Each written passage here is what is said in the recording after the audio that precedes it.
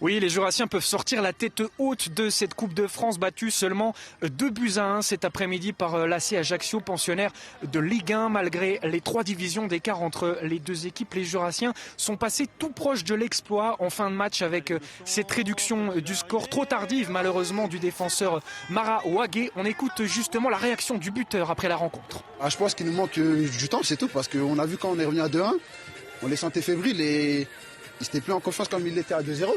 Et je pense qu'il nous a manqué 5 minutes, je dirais. Et avec la foule qui nous poussait, ça aurait pu le faire.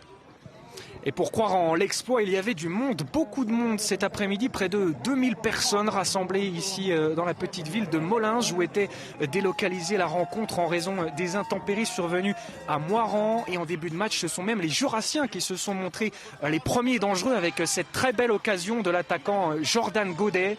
La sanction est finalement arrivée juste avant la mi-temps, à la 45e minute de jeu, sur ce penalty transformé par Camara pour Ajaccio. Au retour des vestiaires, les Ajacciens ont ensuite doublé la mise sur ce joli but de Juan Léviné à la 63e minute de jeu. Efficacité redoutable côté Ajaccien, manque d'efficacité côté Jurassien. Il n'a manqué pas grand-chose aux hommes de Valentin Guichard pour aller chercher la prolongation. On écoute justement le coach de Jura Sud.